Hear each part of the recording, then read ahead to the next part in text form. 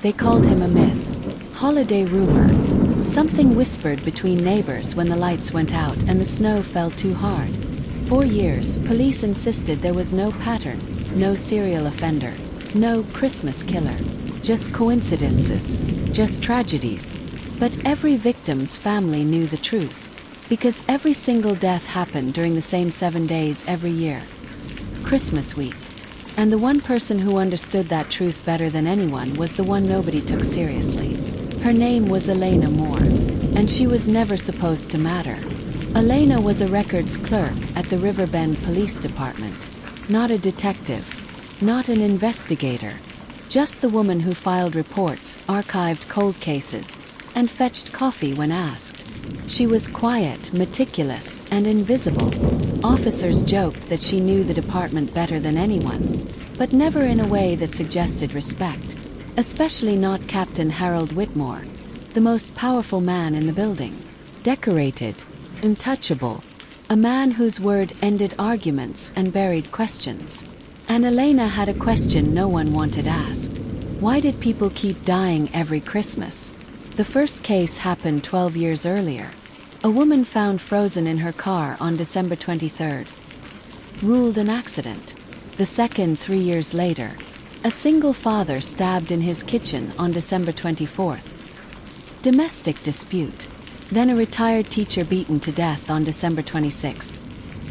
Wrong place, wrong time. Each case closed. Each family silenced by official explanations. Each file stamped and forgotten. Except Elena never forgot.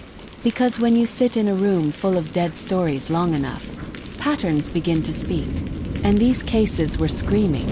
She noticed the similarities late one night while filing old reports no one else bothered to read. Same ligature marks. Same defensive wounds. Same missing personal item. A cheap gold Christmas ornament taken from each victim's home. Police dismissed that detail as sentimental theft. Elena didn't.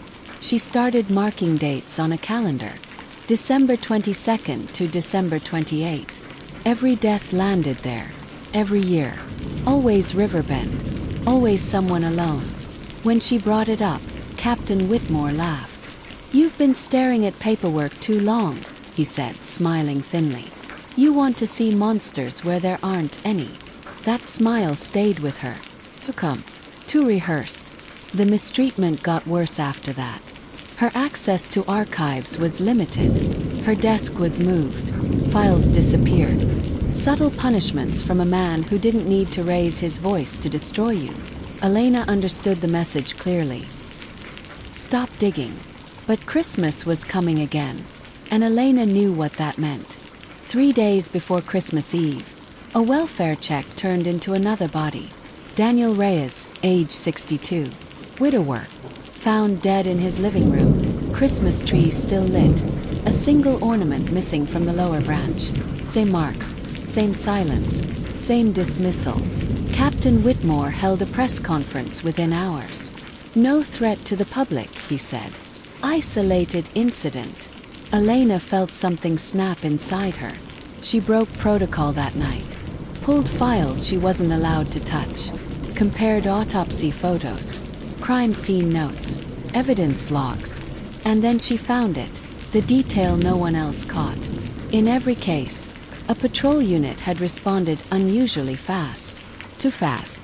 The same supervisor approved every closure. Harold Whitmore.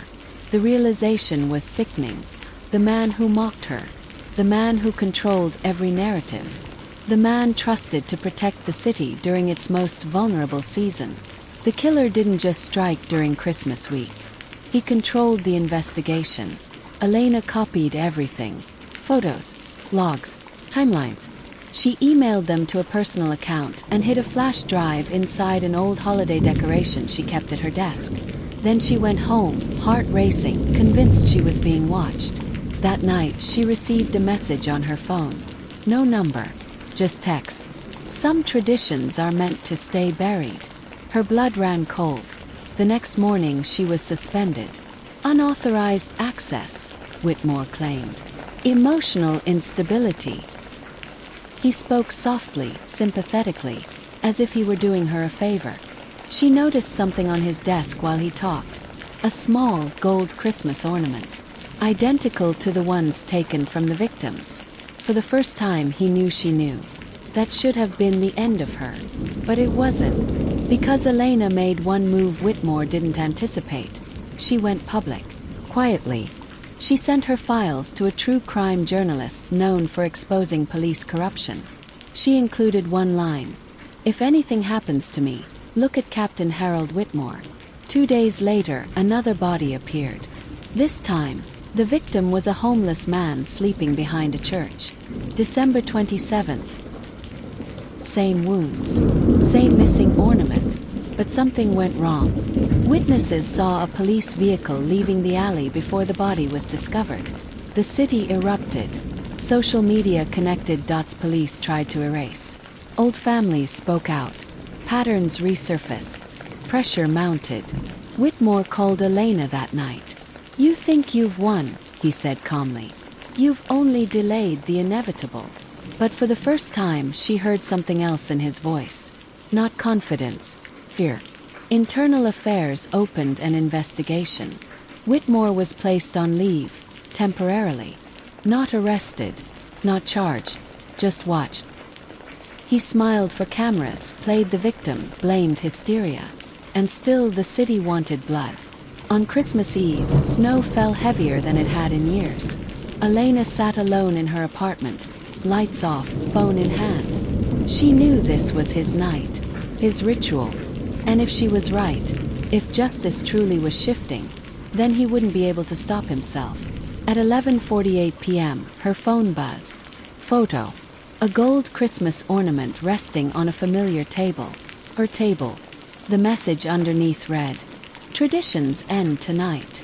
Sirens wailed somewhere in the distance. Elena grabbed her coat and the hidden flash drive, heart pounding. She didn't know if the police would arrive in time. She didn't know if Whitmore was coming for her. But she knew one thing with absolute certainty. The underdog he dismissed had become the only person standing between him and his final kill. And somewhere in the city, during the deadliest week of the year, Captain Harold's sirens grew louder as Elena ran through the snow, breath tearing from her lungs. Every instinct told her not to go home, not to walk into whatever trap Captain Harold Whitmore had prepared. But if she ran, someone else would die. That had always been his power, forcing others to carry the weight of his choices. Tonight, Elena refused. She reached her apartment building just as patrol cars skidded into the street behind her. Officers shouted her name. She didn't stop. She pushed inside, heart pounding so hard it hurt, and climbed the stairs 2 at a time. Her door was slightly open. The lights inside were on. He wanted her to see. Elena stepped in slowly. The air smelled like pine and something metallic.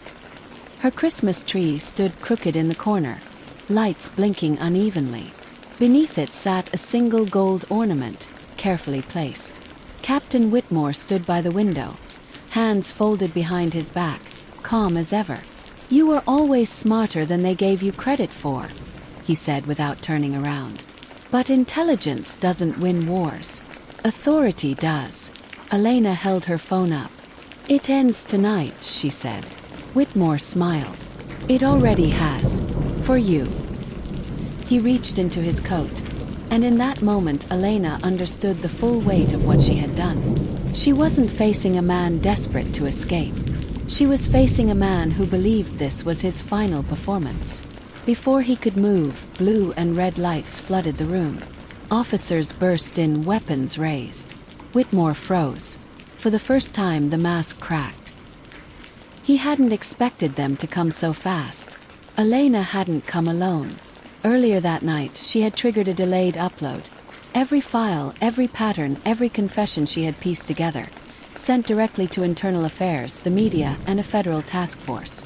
The city had been watching him in real time. Whitmore was arrested without a struggle. His apartment was searched. Hidden beneath floorboards, police found dozens of ornaments, each tagged with dates and names. Trophies. Evidence he never thought anyone would understand. The confession came 3 hours later. He spoke calmly, explaining his ritual like a man discussing tradition. not murder. Christmas, he said, revealed weakness, loneliness. People were easier to control when they were forgotten. He believed he was restoring balance. He believed he was chosen. When the story broke, the city shattered. Families finally learned the truth. Cases were reopened. Apologies were issued too late to matter. Elena was called brave, hero. The same department that ignored her now stood behind her at press conferences. But the victory didn't feel clean, felt heavy. Whitmore was sentenced to life without parole just days after New Year's. Justice swift and undeniable. The underdog had won. The powerful had fallen. And yet, on the night the sentence was handed down, Elena received one final letter forwarded from the prison. Inside was a single line, written in steady handwriting. Traditions don't die. They're inherited. Authorities dismissed it as manipulation. Elena didn't. Because 3 weeks later, while filing the final paperwork, she noticed something no one else did. One ornament from the evidence log was missing. And the name written on the tag wasn't a victim's. It was a date. December 22nd. Next year. Elena closed the file slowly. Justice had been served. The killer was behind bars. But the story wasn't finished. Because somewhere, someone had been watching long enough to learn the ritual. And Christmas was only 11 months away.